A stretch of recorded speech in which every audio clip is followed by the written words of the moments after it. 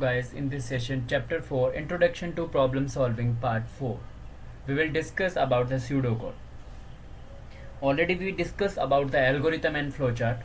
Algorithm क्या होता है? किसी भी प्रॉब्लम को कंप्यूटर की प्रॉब्लम को सॉल्व करने के लिए step by step finite step by step process होता है. और फ्लो चार्ट क्या होता है? उसी प्रॉब्लम को किसी भी कंप्यूटर की प्रॉब्लम को सॉल्व करने के लिए ग्राफिकली रिप्रेजेंटेशन होता है जो कि प्रोग्राम के फ्लो को रिप्रेजेंट करता है, वो होता है फ्लो चार्ट. और अब डिस्कस करेंगे स्यूडो कोड. स्यूडो कोड भी क्या होता है? Similar to algorithm, formal language में लिखी गई स्टेप्स होती है जो स्यूडो कोड में अपन यूज करते हैं. Write an algorithm to calculate area and perimeter of rectangle using both pseudo code and flow chart. Means अपन को एक प्रोग्राम लिखना है जिसमें फ्लो चार्ट होगा और स्यूडो कोड होगा. तो ये उसका फ्लो चार्ट है. Flow chart to calculate area and perimeter of a rectangle. Like यहाँ पे स्टार्ट और स्टॉप. फ्लो चार्ट में दो चीज कॉमन है, स्टार्ट और स्टॉप हर एक फ्लो चार्ट में आएगा. उसके बाद ये इनपुट का सेक्शन होता है, इनपुट लेंथ और ब्रेथ. दो चीज इनपुट ली है, एल और बी, और एरिया कैलकुलेट किया है लेंथ इंटू ब्रेथ. फिर यहाँ पे ये आउटपुट का सिंबल है, ये प्रोसेस का सिंबल है. यहाँ पे एरिया को प्रिंट किया है और पेरीमीटर के लिए फॉर्मूला लगाया अपने 2 इंटू लेंथ प्लस ब्रेथ, और फिर प्रिंट कर दिया अपने पेरीमीटर को, परिधि को और एरिया को. तो ये क्या है? फ्लो चार्ट है. ये एरो कीज और ये इलिप्स सिंबल, रेक्टेंगल, ये सारी चीजें किसमें आती हैं? Flow chart, graphically representation.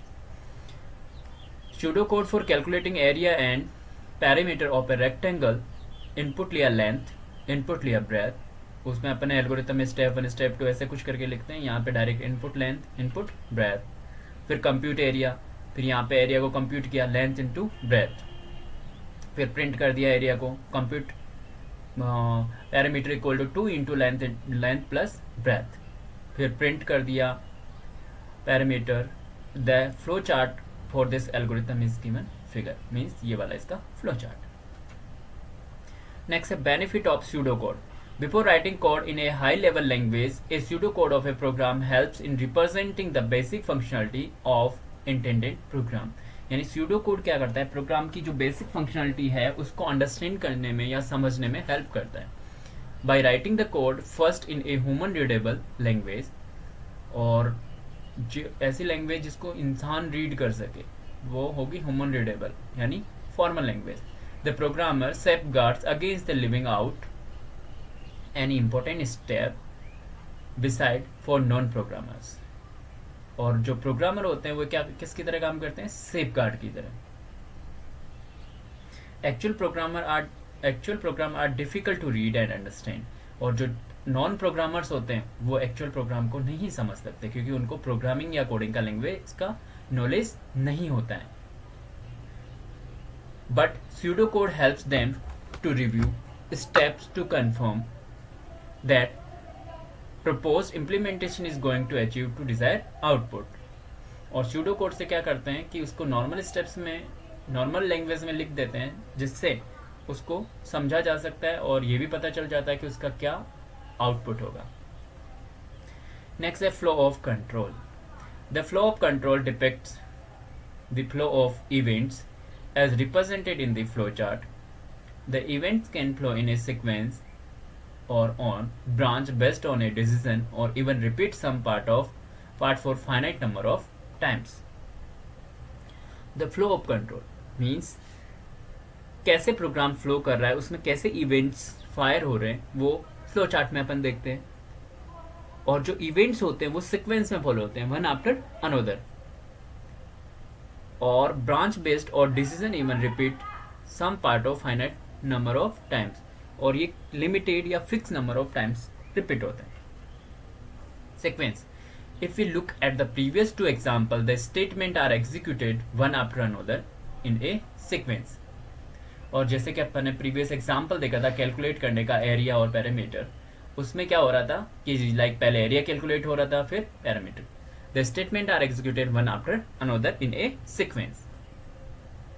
Such algorithm where all steps are executed one after other are said to execute in sequence. और ऐसी प्रोग्राम में इंस्ट्रक्शन जो एक के बाद एक एग्जीक्यूट होते हैं वो कौन से कहलाते हैं? Sequence instructions.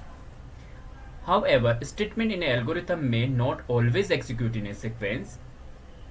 We may sometimes require the algorithm to either do some routine task in a repeated manner or behave differently depending on the outcomes of the previous steps.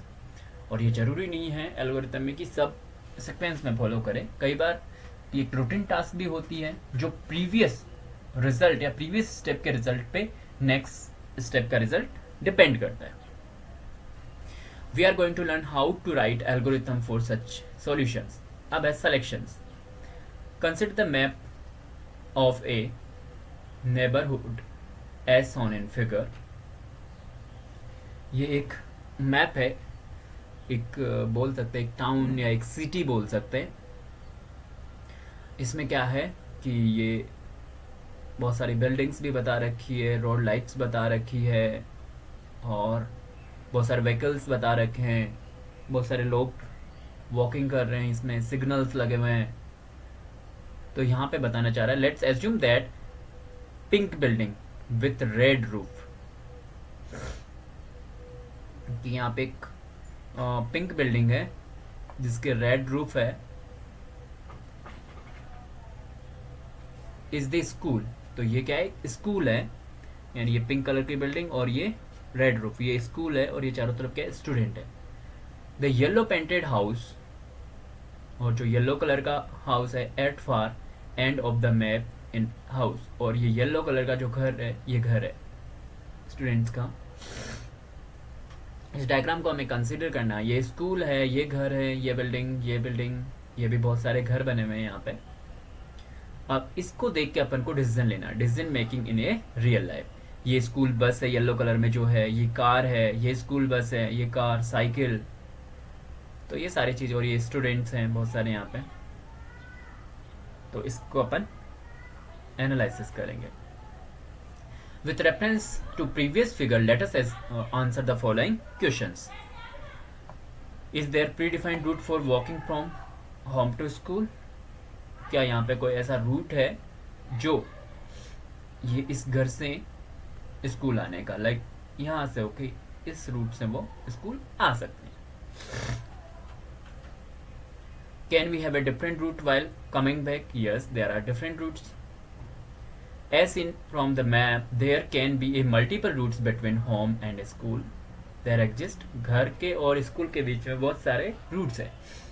We might take the shortest route in the morning, obviously. और सुबह हम सबसे shortest लेंगे. क्यों? क्योंकि late होने के chances होते हैं स्कूल पहुंचने में. But while coming back home in afternoon, the shortest route might have heavy traffic. और हो सकता है कि जब अपन आफ्टरनून में स्कूल से घर जा रहे हो तब शॉर्टेस्ट रूट पे बहुत ज़्यादा ट्रैफिक हो. Therefore we could take another route with less traffic. तो अपन उसका अल्टरनेट जो अनदर रूट है वो ले सकते हैं. Hence the above problem involves some decision making based on certain condition. तो हमें यहाँ पे डिसीजन लेना है. अगर ट्रैफिक ज़्यादा है शॉर्टेस्ट पे तो अल्टरनेट लेंगे, और अगर ट्रैफिक ज़्यादा नहीं है तो उसी रूट से चलेंगे शॉर्टेस्ट से. Let us look at some example where decision making dependent on certain condition. For example, checking eligibility for voting. Like अगर किसी को वोट कास्ट करना है तो उसकी एलिजिबिलिटी क्या है? 18 ईयर्स होना चाहिए इंडिया के अंदर. तो depending on their age person will be either allowed to vote or not allowed to vote if age is greater than or equal to 18. जिस इंसान की उम्र 18 या 18 से बड़ी है वो वोट कास्ट कर सकता है, वोट दे सकता है. If age is less than 18, person is not eligible to vote. ये डिसीजन मेकिंग है ना. अगर किसी इंसान की 18 साल से कम उम्र है तो वो वोट नहीं दे सकता, वोट कास्ट नहीं कर सकता. Let us consider another example. If a student 8 years old, then student likes math, put the student in a group A, otherwise put the student in group B.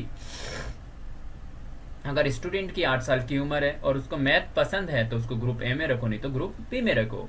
In which group will these students go as far as above condition.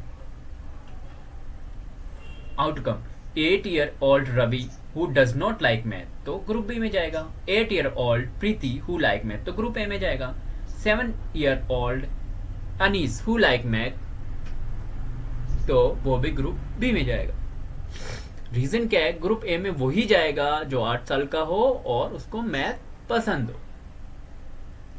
In this example any one of the alternative is selected based on the outcome of a condition. Condition are use to check possibilities कि क्या क्या possibilities है.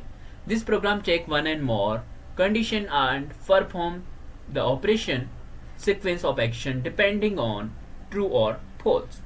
Like अपन बोल सकते हैं like 10th class के बाद में डिसीजंस स्टार्ट हो जाते हैं लाइफ के लिए. बहुत बड़े डिसीजंस बोल सकते हैं. लाइक तुम सब्जेक्ट चूज करते हो. लाइक स्टूडेंट कोई साइंस लेता है, कोई आर्ट्स लेता है, कोई कॉमर्स लेता है, कोई एग्रीकल्चर लेता है अपनी चॉइस के अकॉर्डिंग. लाइक अगर मान लो किसी ने साइंस लिया है तो वो डॉक्टर या इंजीनियर का प्लान कर रहा है बनने का, या डॉक्टर या इंजीनियर बनना चाहता है अपनी लाइफ में. कॉमर्स लिया है तो CS बनना चाहता है. अगर किसी ने आर्ट्स लिया है तो पॉलिटिक्स लाइन या बहुत सारे सिविल सर्विसेज के एग्जाम है वो फाइट करना चाह रहा है. एग्रीकल्चर लिया है तो एग्रीकल्चर कोई ऑफिसर की पोस्ट के लिए ट्राई कर रहा है. तो मीन्स तुम्हें डिसीजन लेना पड़ रहा है. 10th के बाद में तुम्हें लाइफ का बहुत बड़ा डिसीजन लेना पड़ रहा है. तुम्हें एक रूट चूज करना है जिसपे तुम्हें आगे बढ़ना है, अपना कैरियर बनाना है. Same process is here. These true or false value are called binary value. Binary value means true means 1 or false means 0. Conditions are written in this algorithm as follows. If condition, then step to be taken when the condition is true or fulfilled. There are situations where we also need to take action when the condition is not fulfilled. To represent that, we can write if condition is true, then step to be taken when the condition is true fulfilled. Otherwise, step to be taken when condition is false or not fulfilled. अगर condition false है तो false मतलब condition true नहीं है तो, और true है तो true और fulfilled, नहीं तो not fulfilled. In the programming language otherwise represented using else keyword मतलब if और else use होता है. Hence true or false condition is writing using if else block in the actual programs. Please check the description link for related video and continue in the next part of this video.